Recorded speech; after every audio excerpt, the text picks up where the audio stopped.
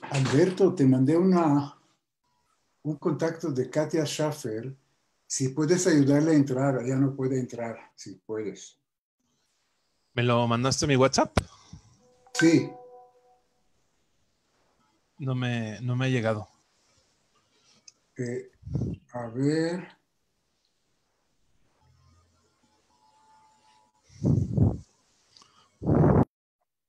Alberto.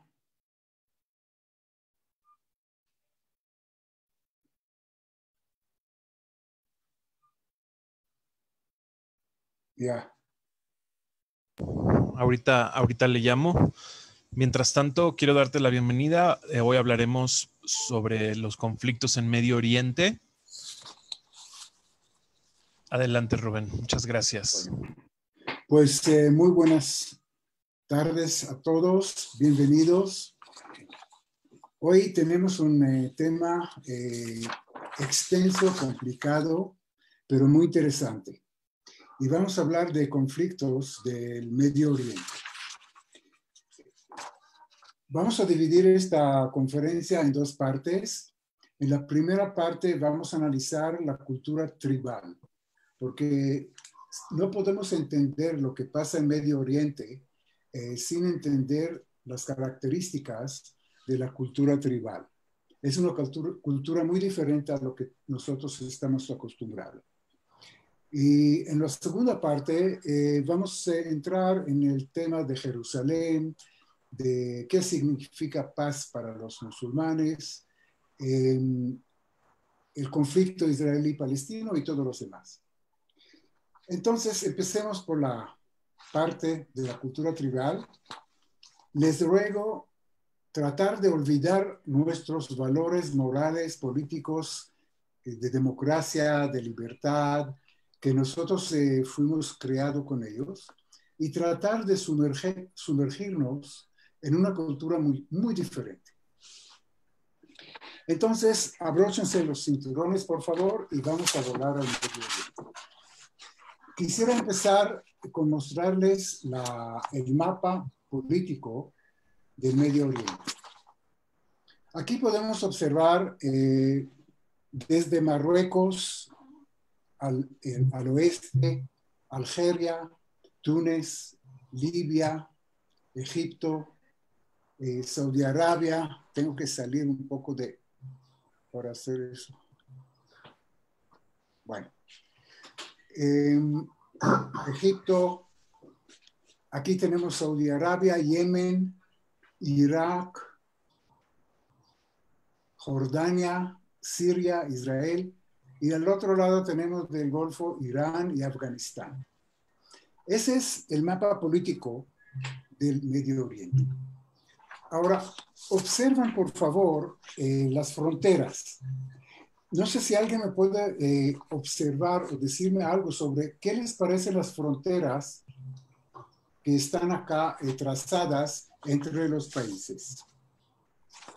¿Alguien quiere comentar tal vez? Pues yo les comento. Las fronteras que vemos acá entre muchos países, podemos coger Jordania, por ejemplo, o Irak, o Algeria, o Libia. Vemos líneas rectas que recorren hasta 800,000 kilómetros. Si medimos esta línea, por ejemplo, son casi 1,000 kilómetros, líneas rectas, bonitas, perfectas. Ahora, esto ya nos puede indicar que no es la realidad socioeconómica de esta región. Porque no puede ser que una línea que corre en línea recta 1,000 kilómetros no separa grupos idénticos y no aglomera grupos que no tienen nada que ver uno con el otro.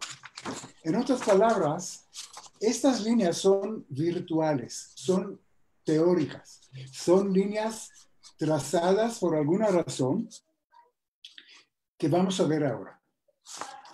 Entonces, este Medio Oriente nuevo fue diseñado por los vencedores de la Primera Guerra Mundial contra el Imperio Otomano. En una conferencia de San Remo, se sentaron los vencedores de la Primera Guerra Mundial, principalmente son Inglaterra, representadas por Lloyd George, Francia, por Georges Clemenceau, el famoso Clemenceau, y por Italia. Y ellos se sentaron en esta conferencia y trazaron un nuevo Medio Oriente que era antes el Imperio Otomano. Ahora, ya vimos que estas fronteras son se parecen arbitrarias, muy virtuales, muy perfectas. Pero ellos los trazaron con dos objetivos principales.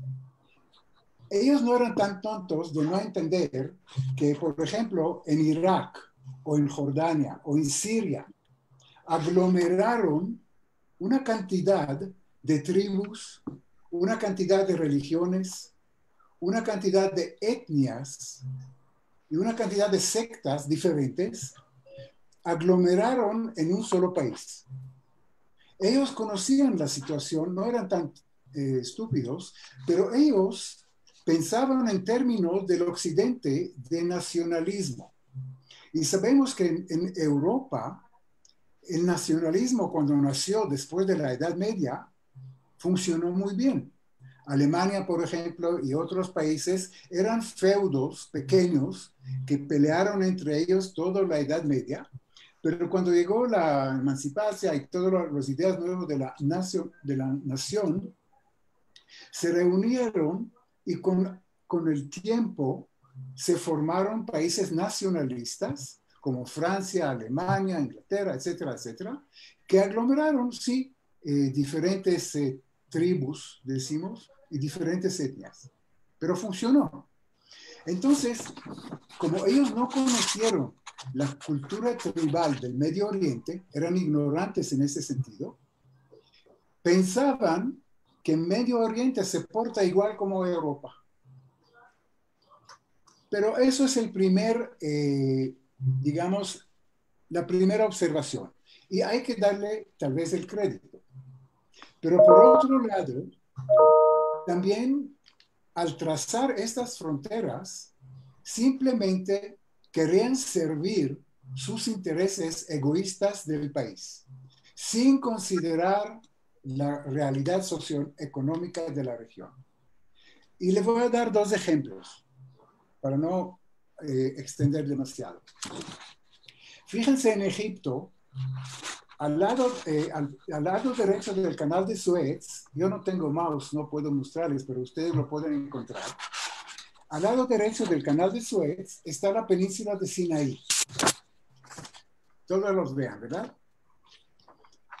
Bueno, los ingleses de un plumazo agregaron toda esta península, es enorme, es muy grande. Fíjense que es más grande que Israel.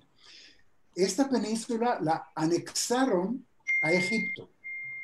Ahora les cuento que en esta península viven beduinos. En Egipto viven falajes, son agricultores. La delta del Nilo es una zona muy fértil de hace muchos años y ahí se asentaron gente agricultores que tenían sus campos agrícolas. Ahora, esta gente agricultores, ellos ven a los nómadas beduinos desde arriba, porque los ven como salvajes, como gente que no está educada, que no fueron a las escuelas, que son bárbaros, que son salvajes, que son violentos, en fin. Y eso es realmente son los beduinos. Son gente nómada que por las condiciones tan difíciles del desierto tienen características muy diferentes a los agricultores que se están sentados en aldeas pequeñas de agricultura. Hasta el dialecto que hablan no es el mismo dialecto. En fin, anexaron aquí dos grupos que no tienen nada que ver uno con el otro, inclusive se odian. Hasta hoy en día Egipto no controla los beduinos de la península de Sinaí, que se dedican al contrabando y a muchas otras cosas, y están atacando al ejército de Egipto, muchas veces, matándose entre ellos. Bien, volvemos a la historia. En 1920, ¿por qué creen que los ingleses insistieron en anexar algo que no tiene nada que ver con Egipto a Egipto? Pues la respuesta es muy sencilla. El interés egoísta de los británicos en esta época era proteger su canal de Suez. En 1867 se inauguró el canal de Suez y era una vía marítima muy, muy importante para los ingleses para conectar su país con las colonias en la India. Y todo este tráfico enorme marítimo de esta época ya pasó por el canal de Suez, entró al Mar Rojo y salió al Océano Índico abajo, ¿sí?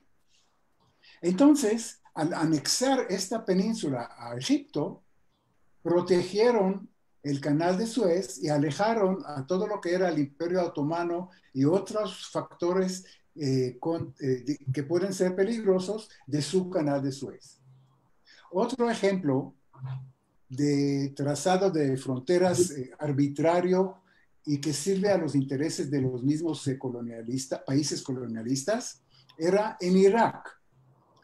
Otra vez, no tengo mouse, pero fíjense en Irak.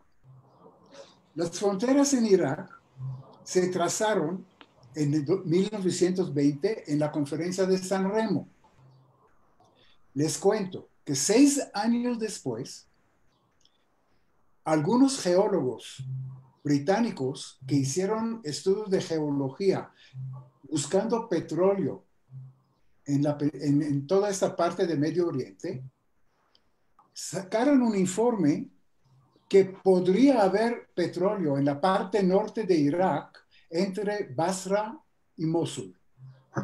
Realmente esa es hoy día la zona petrolera de Irak.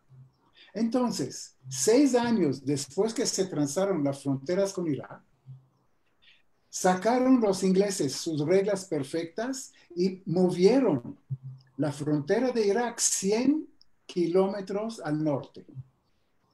Por la sencilla razón que ya sospecharon, ya tenían información que en esta parte de los 100 kilómetros que era de Siria, que era de Turquía, que no era de Irak, va a haber petróleo. Y acertaron. Realmente esta zona es la zona petrolera.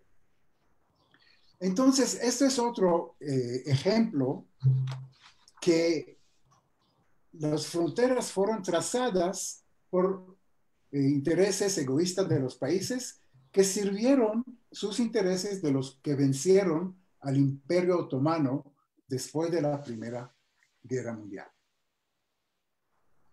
Ahora, los resultados, hoy nos encontramos 100 años después de esta época, exactamente, y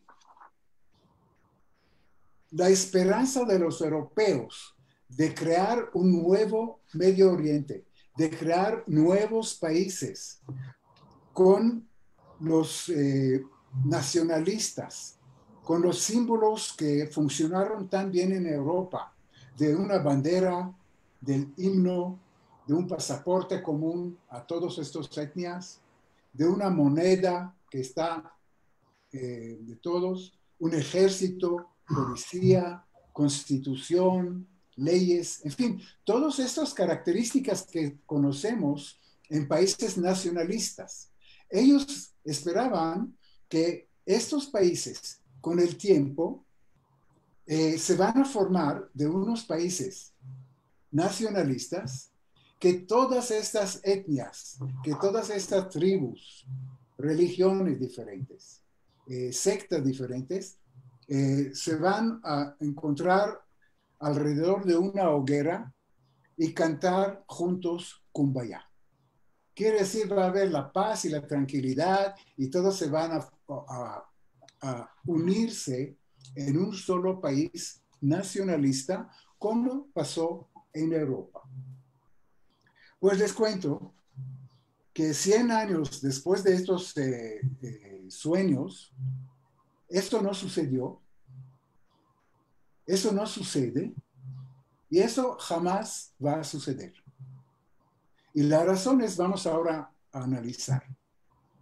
Los tribus, los grupos étnicos, las religiones diferentes, las sectas diferentes, siguen igual peleando uno con la otra como han hecho durante miles y miles y miles de años.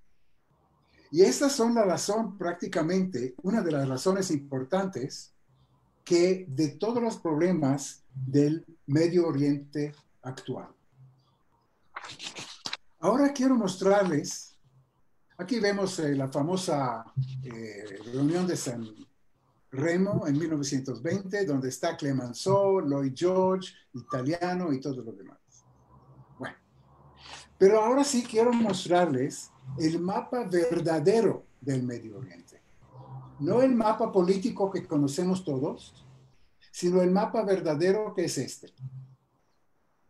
¿Qué me pueden decir de este mapa verdadero o el Medio Oriente verdadero? ¿Alguien quiere?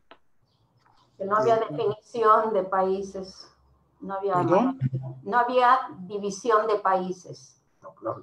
Ok, ¿algo más? Desiertos. Exactamente. Mucho desierto. Exactamente. Pues mira, y eso es algo muy importante que tenemos que entender. El Medio Oriente es un desierto enorme. Desde Marruecos al oeste, ¿se acuerdan dónde estaba Marruecos? Y después Algeria y Túnez, y Egipto, y Jordania, y Irak, y Saudi Arabia, y Yemen, y Afganistán, y Persia, y Irán. En fin, todo eso es un enorme desierto donde solamente 5% de esta superficie tan enorme tiene un poco de agua, pero un poco, no mucho.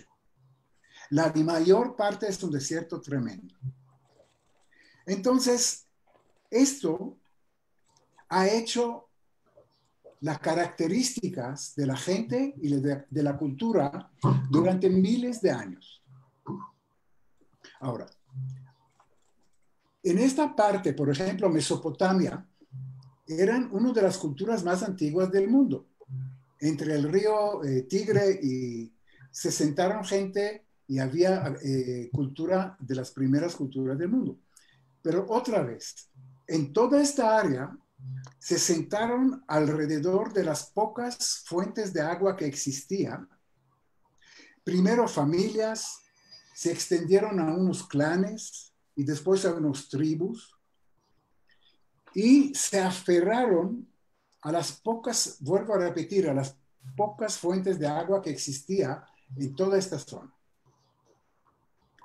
Ahora les quiero preguntar, ¿cuánto tiempo puede una persona vivir sin comer? La respuesta puede ser algunas semanas, tal vez un mes.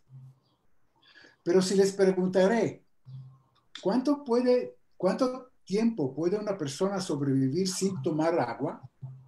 Ya estamos hablando de días o de horas. Bueno, pone días. Entonces, en estas condiciones tan difíciles, el ser humano no puede sobrevivir sin agua. Después de 24 horas o 36 horas, muere. Y por eso, la importancia de la fuente del agua.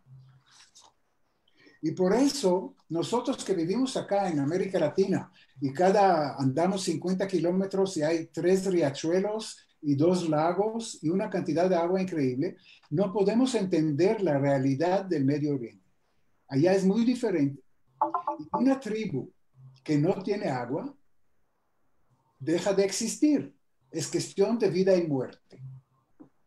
Eso es muy importante de tener.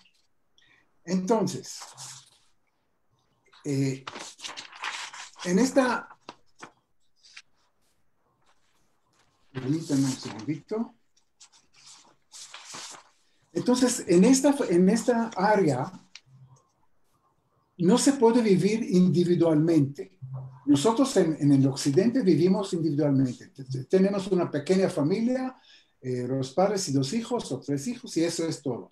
En Medio Oriente no se puede vivir así, porque para defender mi fuente de agua tengo que asociarme con un clan, con mi familia, con una tribu, para proteger la fuente de agua que otras tribus me la quieren quitar para poder sobrevivir.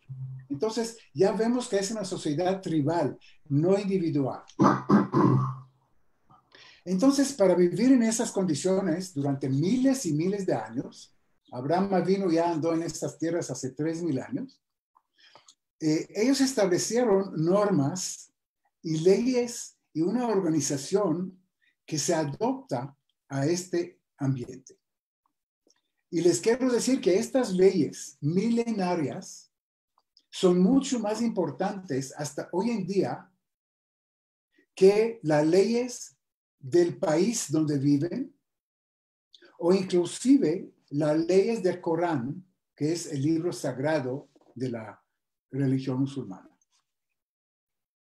Entonces, estas leyes, estas normas y leyes de ellos, de la cultura tribal, se formaron desde hace miles y miles de años, muchos años antes que se formaron países, inclusive se formó la religión musulmana, que era 600 después de Cristo.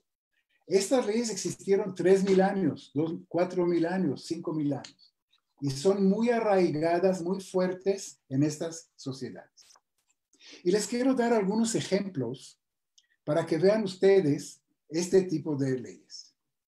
Primero, la gente de la tribu se casan entre ellos. Ellos casi nunca van a dar su hija o su hijo a un miembro de otra tribu.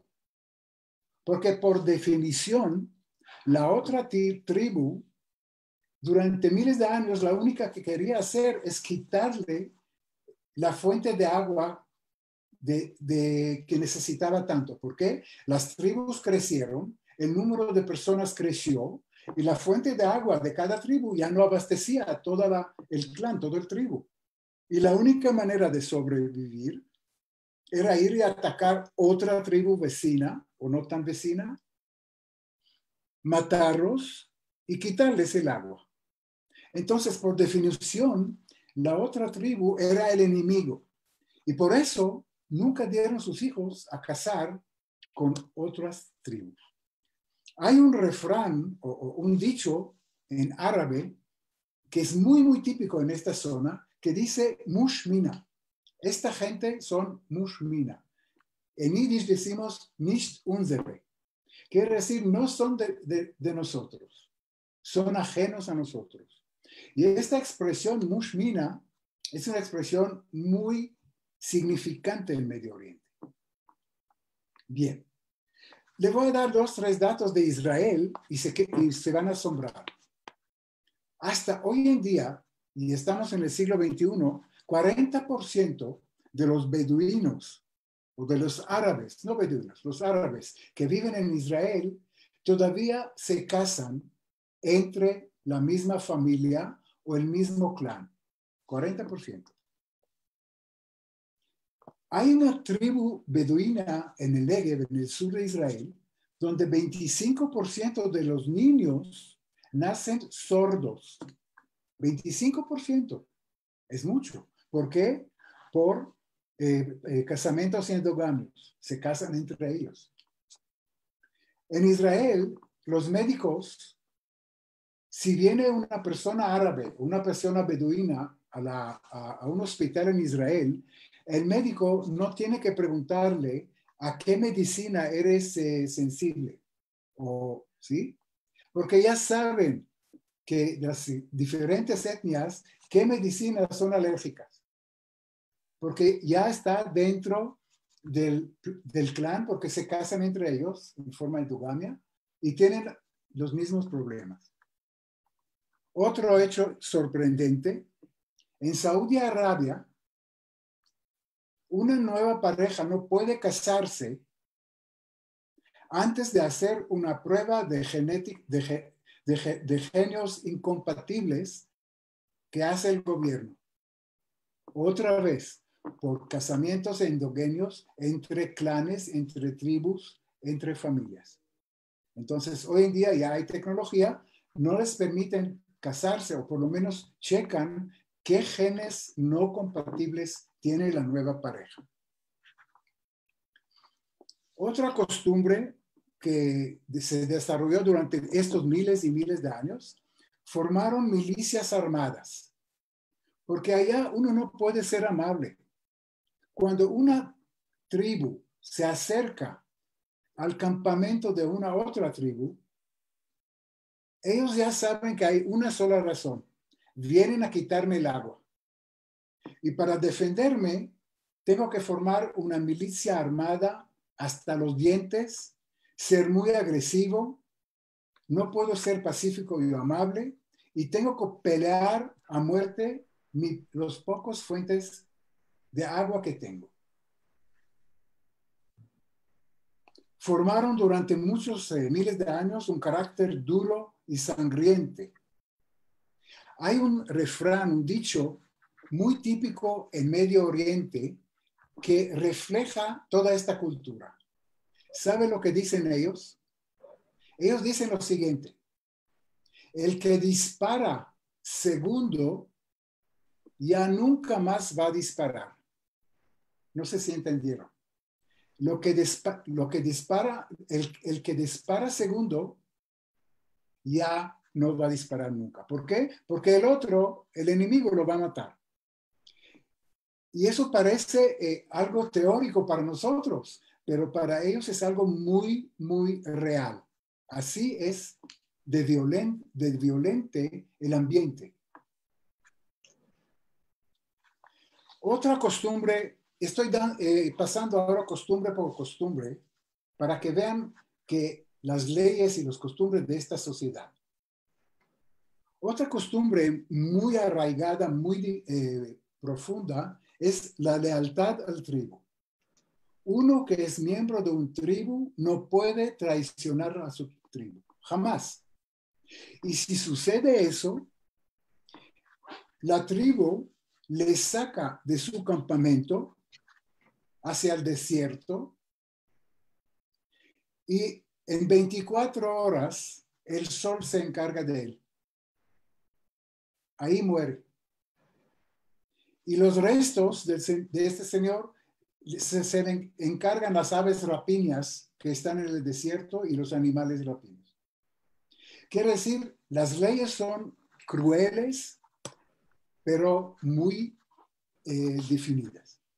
Entonces, la lealtad al tribu es un valor muy importante. Otra costumbre muy asombrosa, pero nosotros que no la entendemos, y les voy a contar de qué se trata. La venganza de sangre o el honor a la familia. Hablamos de la venganza de sangre. Y esta costumbre dice, si alguien de otra tribu mató a alguien de mi tribu por algún problema, por alguna cosa que tenían esos hombres o cualquier razón, pero mató uno de mi tribu, yo tengo no el derecho, la obligación, vuelvo a repetir, obligación de matar a alguien de su tribu. Y según la costumbre, yo puedo ir 5 generaciones hacia arriba, quiere decir, a su papá, a su abuelo, a su bisabuelo, o hacia abajo, a su hijo, a su nieto, a su bisnieto. Entonces, supongamos que alguien de una tribu diferente mató a alguien de mi tribu. Yo tengo la obligación de matar a alguien de su tribu. Y yo puedo ir con un niño de 5 años de la tribu y matarlo. ¿Por qué? Porque está de la familia o es parte de la otra tribu. ¿Les parece lógico esta ley? ¿Alguien quiere comentar? Que cuando alguien mata a alguien de mi tribu, yo tengo la obligación de matar de la persona de la tribu que lo ha hecho. Y si no encuentro a esta persona que mató a la persona de mi tribu porque huyó o porque ya no está, voy a matar a alguien de esta tribu 5 generaciones para arriba o para abajo. Pues a nosotros no nos parece lógico, nos parece una barbaridad. Pero en este ambiente del Medio Oriente es muy lógico y es la única manera de sobrevivir. ¿Y por qué? Porque los tribus tienen que mantener el equilibrio entre ellos. Si alguien de otra tribu mata a alguien de mi tribu está más débil ahora. Y si eso sigue pasando, mi tribu va a ser más débil y la otra tribu va a apoderarse de mi fuente de agua. Entonces, la única manera de mantener el statu quo, de mantener la situación, es matar a alguien de su tribu. Entonces, aunque parece una barbaridad, es una ley que en este ambiente, en esta parte del mundo, es muy lógica y es una cuestión de sobrevivir. Les quiero hablar de otra costumbre que nos parece bárbara. Y la costumbre se trata del honor de la familia. Y cuando una mujer ofendió el honor de su familia, su sentencia es la muerte. Y la obligación, vuelvo a repetir la palabra, obligación de su papá o su hermano, y si no hay papá y no hay hermano, será el primo, etcétera, etcétera. La obligación es matarla. ¿Para qué matarla? Para lavar la vergüenza de la familia con sangre de la víctima. Y eso se llama en árabe ras el ar. El ras el ar es una costumbre arraigada y hasta hoy en día en el siglo XXI, muchas mujeres y jovencitas en esta parte del mundo mueren para lavar la vergüenza de la familia. Yo no sé si mostrarles un video que es bárbaro, pero me atrevo a hacerlo. Y se trata de una princesa de Saudi Arabia. Y imagínense, una hija del rey de Saudi Arabia. Esta hija del rey tenía un amorío con su chofer. Ay, perdón. Tengo que salir para mostrarles esto. Bueno, descubrieron este amorío, llevaron a esta pareja a la plaza principal de Riad, que es la capital de Saudi Arabia, y fíjense, los que pueden, lo que se ha hecho con esta pareja. Y era la hija del rey de Saudi. Ese es el chofer con cual tenía, y simplemente lo degollaron. Mejor que no la vean. Y eso fue en 1980. Quiere decir, estamos hablando del siglo XX. Entonces, todo lo que yo les expliqué no es una teoría. Aquí vemos los 2 cadáveres sin cabeza, llevándose a una ambulancia para enterrarlos. Bueno, es una barbaridad, pero lamentablemente ese es el Medio Oriente que no entendemos. Bueno, entonces ya hablamos de honor de la familia. Otra costumbre muy arraigada es la protección de los miembros del tribu. Quiere decir, cada persona del tribu tiene la obligación de proteger a alguien de su tribu. Y si hay un conflicto con el señor, por ejemplo, le voy a dar un ejemplo para no explicar tanto. una persona de un tribu mató a alguien en un país de estos. Y viene la policía del país para arrestarlo y para llevarlo al juicio, porque asesinó una persona y según la ley del país no se puede asesinar. La obligación de los miembros del tribu es proteger y esconder a esta persona. Ahora, ¿por qué? Porque las leyes ancestrales de la tribu son más importantes para ellos que las leyes del país, que es algo muy nuevo, apenas 100 años. Y la ley del tribu tiene miles de años. En fin. Y eso sucede hasta hoy en día. Mucha gente que infringió la ley, la tribu les esconde para que la policía del país no les lleve al juicio y para... Bueno. Otra característica muy importante, que los líderes en estos países son líderes verdaderos. Quiero decir, los sheikhs, los sultanes, los imames, toda esta gente que son los líderes de esta tribu, son gente que obra por el bien de la tribu. Y no son como nuestros dirigentes democráticos que eleccionamos cada 4 años, que son de entrada por salida, y ven por su bien antes de ver por el bien del mismo pueblo. Los líderes de allá son líderes verdaderos que realmente ven por el bien de la tribu. Y hay una costumbre muy simbólica, pero que representa todo eso. En época de escasez, cuando no hay comida y no hay bebida, cuando se sientan a comer, el líder de la tribu, el sheikh, come el último y bebe el último. Solo si queda comida sobrante, si no, no come. Es algo muy simbólico, pero eso es muy característico a los líderes de ellos. Son líderes verdaderos, son líderes legítimos y son líderes, la mayoría, aceptados por su gente. Bien. También les digo que desarrollaron diferentes dialectos. Todos hablan árabe, pero hay dialectos diferentes que a veces no se entienden uno con el otro durante los miles de años.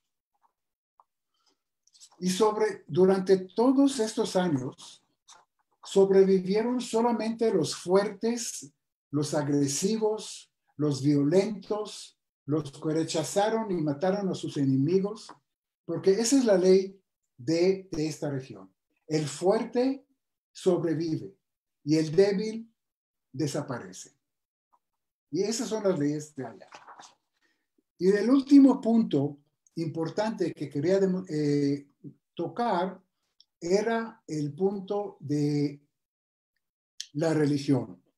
La religión en toda esta área es una columna vertebral de todo sistema social y político. Todo está basándose en la religión. No hay pluralidad. Bien. Quiero tocar un punto muy importante también.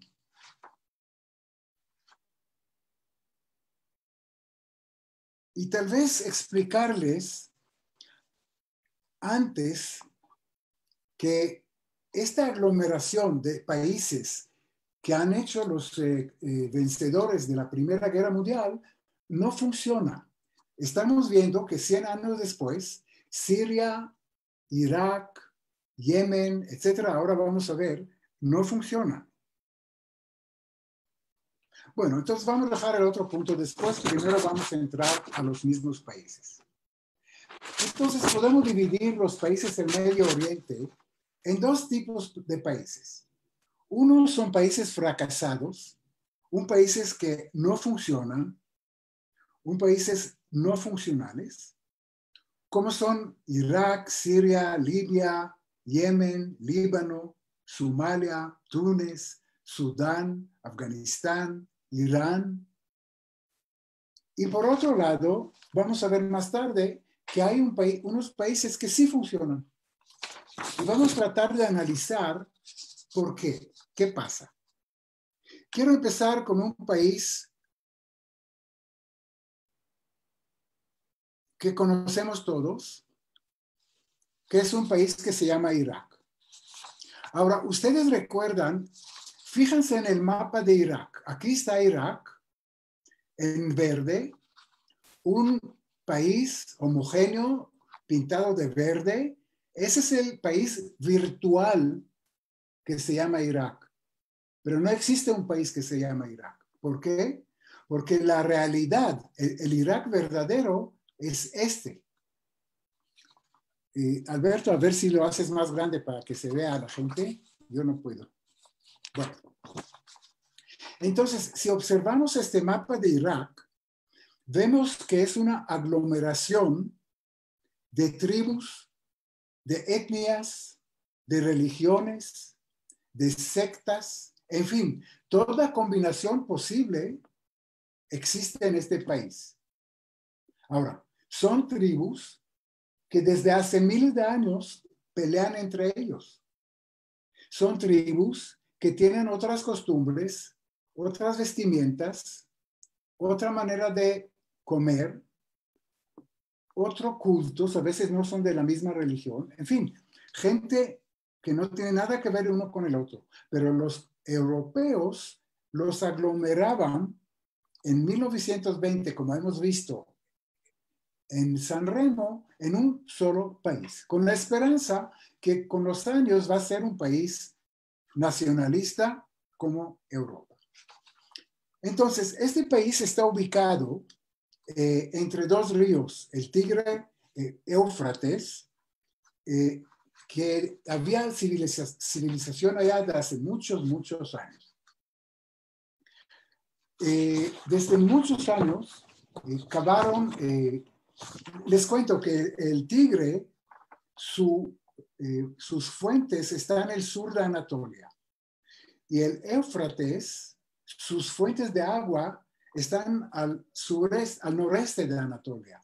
En otras palabras, hay años que un río lleva mucha agua y el otro está medio seco, y viceversa. Había años donde el Éufrates tenía mucha agua y el Tigris estaba seco. Entonces, ¿qué hicieron todas las poblaciones que vivieron en esta área? Cavaron canales para conectar estos dos ríos y para tener agua para la agricultura durante todo miles y miles de años. Bueno, a propósito, el nombre de Irak en árabe se significa vena, como una vena de sangre. Y eso le llaman a Irak como vena porque los canales que cavaron para riego eran como las venas en un cuerpo humano. Entonces, les cuento. En Irak hay 74 diferentes tribus, con diferentes culturas, con diferentes leyes, con diferentes idiomas, con diferente vestimenta, con diferentes intereses. Por ejemplo, existen aquí vemos en esta parte, los morados, esos son árabes chiitas, están cerca de Irán y son chiitas. Aquí arriba, toda esta parte de color medio naranjo son kurdos. Los kurdos no son árabes. Después hay sunitas, que son la parte amarilla. Después hay áreas de mezcla de uno con el otro. Y después tenemos yazidis, una tribu, les voy a mostrar nada más. Esos son los yazidis que viven allá en Irak. Tenemos kurdos, tenemos que son dispersos entre Irak, Irán y Siria. Tenemos turquemanos que vienen de Asia Central, de Anatolia. Fíjense, esos son los kurdos.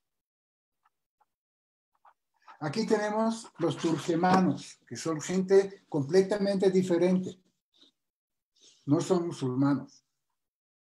Y son de Asia Central. Tienen rasgos mongolos. Afganos, etcétera, etcétera. Entonces vemos que la verdadera Irak es una aglomeración de tribus, etnias, religiones y sectas. Y hasta hoy en día viven allá en esta forma. Tienen 8 diferentes religiones, tienen diferentes sectas porque hay chiitas, hay musulmanes, hay sunitas, etcétera, etcétera. Entonces, este país, en la época de Saddam Hussein, estaba controlado por los sunitas, que eran apenas 15% de la población. 60% eran chiitas, 65%, 20% eran de kurdos y apenas 15% sunitas que dominaban toda esta población. Ahora, claro que este país no es estable, que es un barril de pólvora que solo espera de explotarse. Y por eso todos estos problemas tan graves en Irak. Ahora, si ustedes creen que Irak es un país conflictivo, que es un país heterogéneo, que no es, que tiene muchas tribus, etcétera, esperen que les muestro Yemen. Y les quiero mostrar un mapa de Yemen. Fíjense, esta es Yemen. Fíjense la cantidad de tribus en este país. Es algo increíble. Entonces, todo lo que hablamos de Irak aquí está 1000 veces peor. Por eso, podemos entender la guerra que existe en Yemen, por qué hay una intervención de los saudíes, por un lado, y los iraníes, por otro lado en Yemen, porque el gobierno es un gobierno sunita que está apoyado por Saudi Arabia. Los rebeldes Hutsis son chiitas, son musulmanes chiitas, son apoyados por Irán. Entonces, y están peleando entre ellos a muerte. Y por eso, cuando hablamos de Yemen y pensamos que es un país, es mentira. No es un país virtual. La verdad es esta, lo que vemos acá. Es una aglomeración de tribus, de etnias, de religiones que no tienen nada que ver uno con el otro y por eso tampoco es funcional, no funciona. Es interesante que por la situación tan grave del país, todas las ciudades están ubicadas encima de una pequeña montaña. Les digo que la topografía es una topografía de montañosa. Entonces, todas las ciudades están ubicadas en la cima de una montaña, protegiéndose con un muro que ustedes pueden ver acá, para que la tribu enemiga no les haga daño. Aquí podemos ver otra foto de una ciudad en Yemen, una ciudad amurallada en la cima de la colina, con un muro muy fuerte y abajo en los valles tiene su agricultura y su manera de sobrevivir. Aquí vemos una foto de la capital, ese es Sanaa. Sanaa es la capital. Lo mismo, vemos que está construida encima de una colina, de una montaña, rodeada de un muro que es casi imposible de penetrar. ¿Por qué? Porque es un país violento, porque es un país donde las tribus están peleando uno con el otro. Hasta las casas particulares están construyendo en esta forma. Esa es una casa de un imán, de un jeque, que está construida encima de una pequeña roca. La casa está encima, amurallada, otra vez, por protección. Todo eso significa la falta de seguridad y el desfuncionamiento del gobierno en esta parte. ¿Ok? Eso es Yemen. Les quiero mostrar, por ejemplo, Afganistán. Afganistán sale en las noticias los problemas, los bombazos, los ataques mutuos, etc. En Afganistán igual tenemos 11 etnias diferentes, los pashtuns, los baluchis, etcétera, etcétera. Afganistán igual es un país virtual, no es un país como lo vimos en el mapa que vimos anteriormente. Es una aglomeración de etnias, de tribus, de religiones y de sectas. Y cualquier combinación posible casi aquí se encuentra. Y por eso el país no es funcional y no funciona. Les voy a dejar, por ejemplo, hay una minoría que se llama Alzara. Son gente de Asia Central, son los de origen mongol que viven en Afganistán. La misma historia de siempre. No son países... Entonces, yo creo que por falta de tiempo, nada más créanme que en muchos países de Medio Oriente, hablamos de Siria, porque sí es importante. Siria es la misma situación. Tal vez terminamos con analizar lo de Siria por la falta de tiempo. Siria es un país que fue creado por los franceses en 1949. La situación es que ellos escogieron la familia Bashar al-Assad, que era una familia de alawís. Alawís es una de las sectas de musulmanes del mundo. Pero los alawís, para los sunitas y para los chiitas, son infieles. ¿Por qué? Porque en estas iglesias de ellos tienen un símbolo de dos palomas blancas que son símbolo de la paz. Ahora, no existe una ofensa más grave para un musulmán, sunita o chiita, de tener en el templo un animal. No puede ser que un animal es un ícono en una mezquita. En los alawís lo tienen, las palomas. Entonces, los chinitas y los sunitas no lo ven a los alawís como gente infiel, peor que los judíos y los cristianos. Pero sí, los franceses pusieron a los alawís como gobernadores de Siria. Ahora, los alawís, ¿saben qué porcentaje son de la población? Apenas el 10%. Entonces, ¿qué sucede? Que 10% de la población están controlando y son los gobernantes de 90% de la población, donde hay kurdos en el norte que no aceptan esta régimen y quieren la independencia, donde hay drusos en el sur, otro pueblo que está esperando su independencia que les prometieron, y otras tribus y religiones. En otras palabras, son países que 100 años después que los crearon, siguen siendo de diferentes etnias, siguen peleando entre ellos y no son países nacionalistas lo que esperaban los europeos. Y así podemos vamos a mencionar nada más, iguales en Libia, con Gaddafi.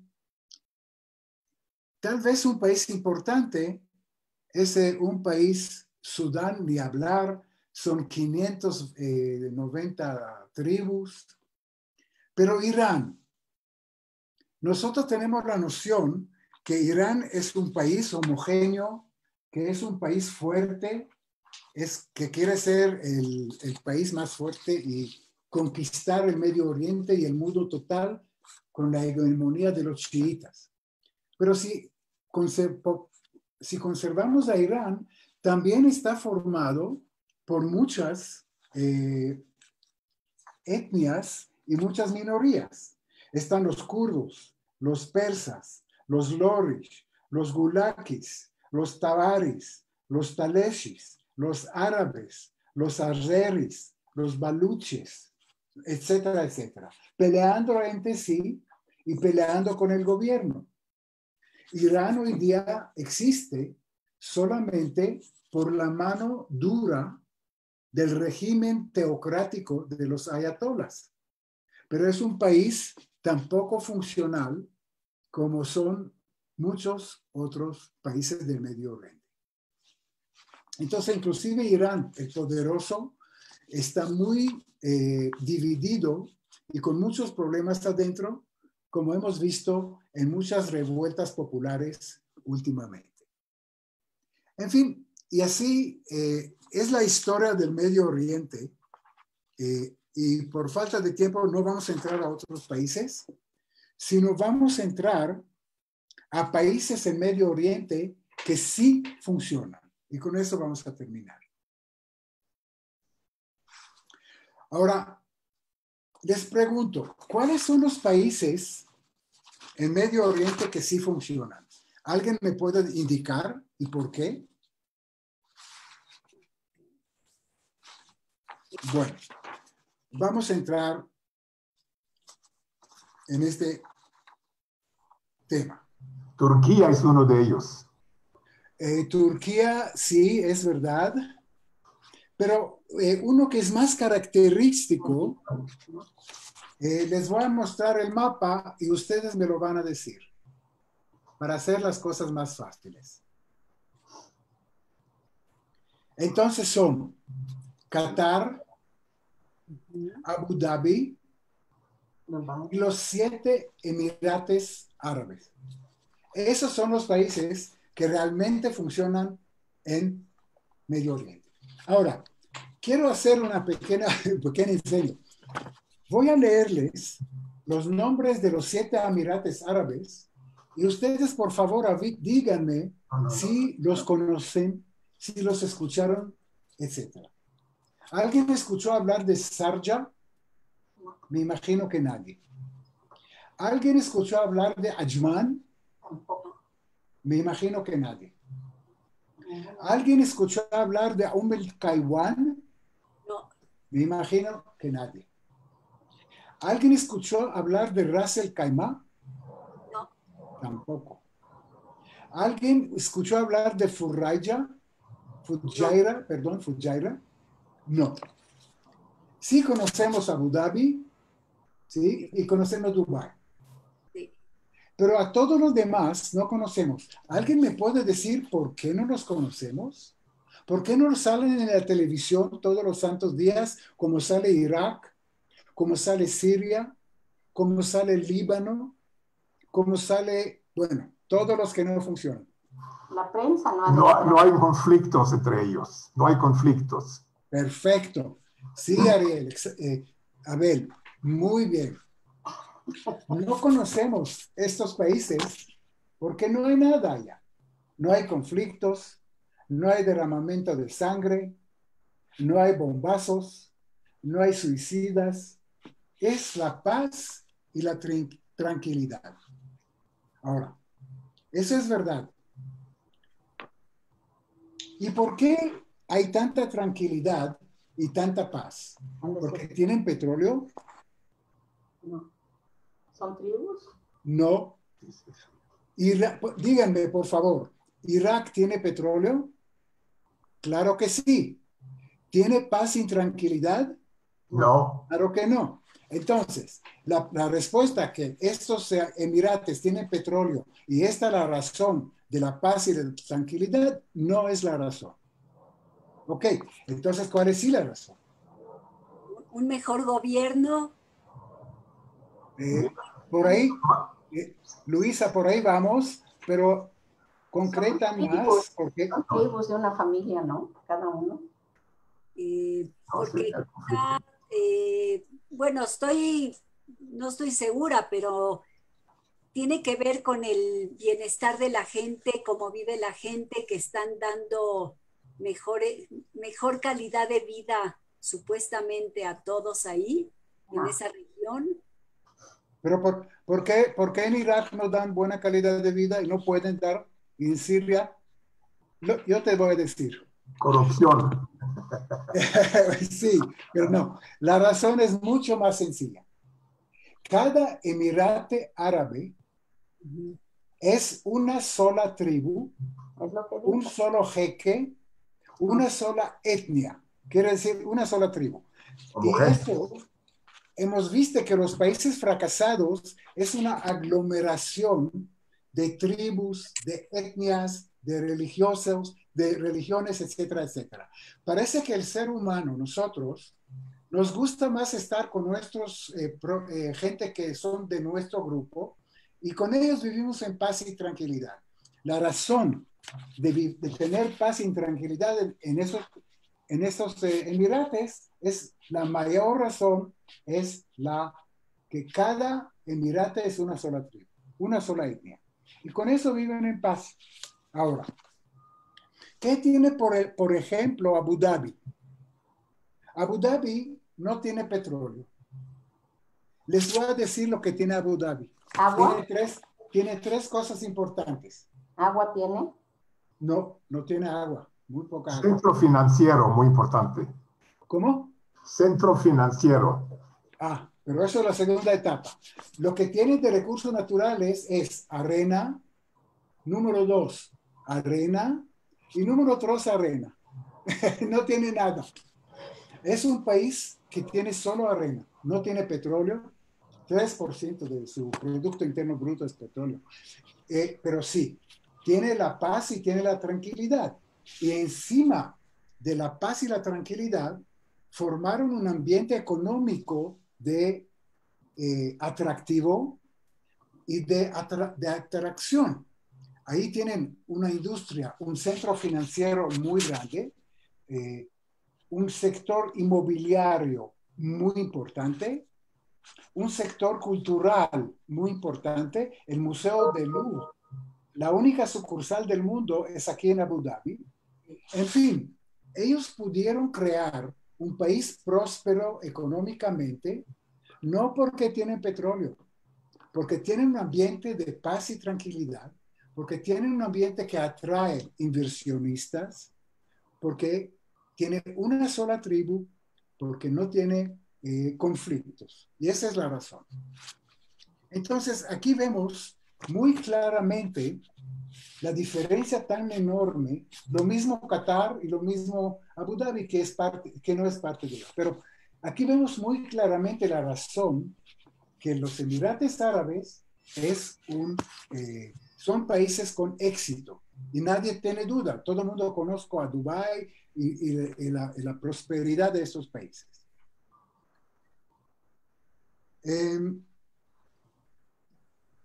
Hay un argumento que dice que países pequeños no pueden subsistir. Y ese es argumento de muchos países grandes, aglomerados, heterogéneos y todo. Pero les cuento que no es verdad. Conocemos muchos países pequeños en el mundo que sí funcionan muy bien. Algunos ejemplos me pueden dar. Países chiquititos, muy pequeños. Suiza, clásico. Suiza, número 1, perfecto. ¿Qué más? Uruguay. Uruguay, el más grande. San Marino, Mónaco, Gibraltar, Andorra, Liechtenstein y el Vaticano. Son países chiquititos que funcionan a la maravilla. Entonces, el argumento que debe ser un país grande para subsistir, para tener paz, para tener tranquilidad, no es verdad. Ahora, quiero decirle algo muy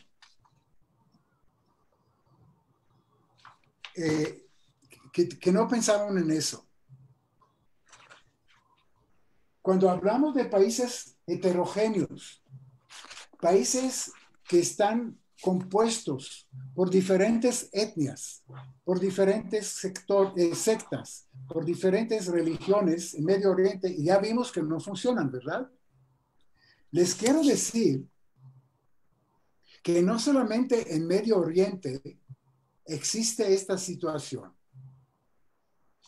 Europa, de igual manera, tenía países muy grandes que aglomeraron etnias, tribus, religiones, todo lo que hemos visto y no funcionaba. ¿Cuáles eran? En Europa. Yugoslavia. Fíjense en países que tienen le voy a dar un link. Fíjense en los países que tienen la palabra unidos, unión. Es lo menos que tienen. Pues les digo uno. United Kingdom. Sí, la Unión Soviética. ¿Sí? La Unión Soviética, perdón.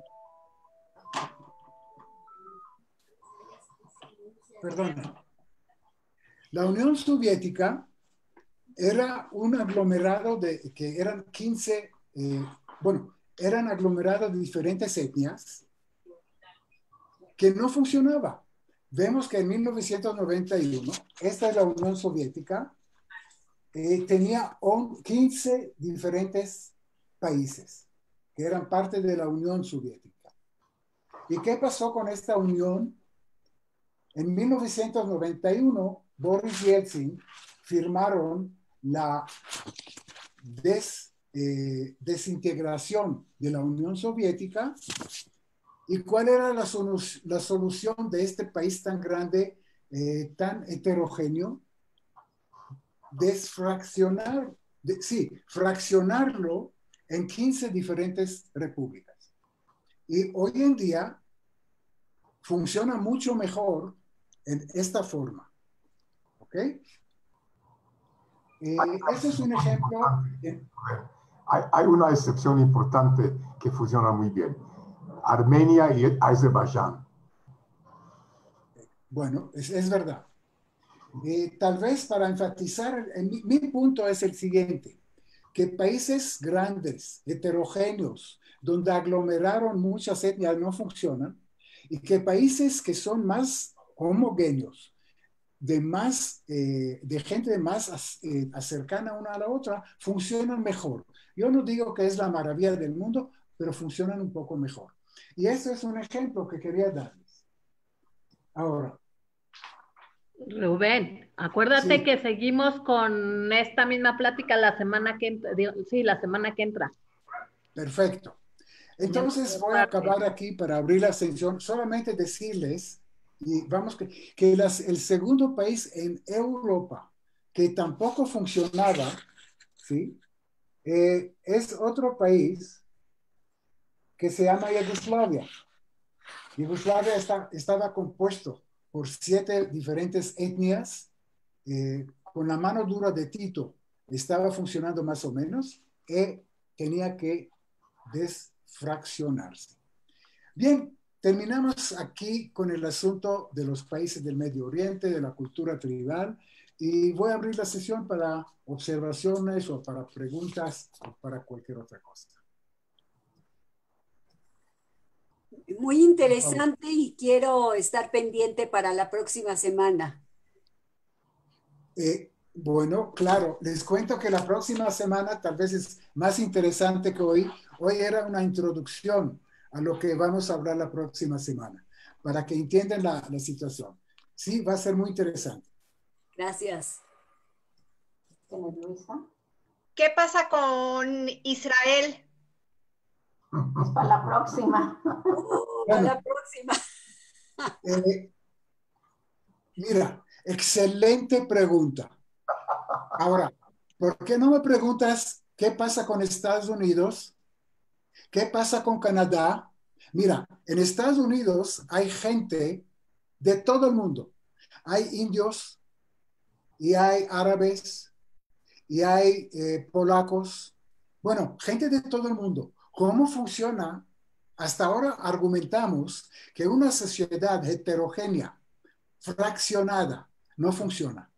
¿Y qué pasa en Canadá, en Estados Unidos, en Israel? Son nuevas sociedades, no tienen la tradición de los árabes. Bueno, el asunto es complicado, lo vamos a dejar para la próxima semana, Pero hay eso es un capítulo que quiero analizar la próxima semana. Okay. Pero es una excelente pregunta que le vamos a contestar. ¿Otra pregunta?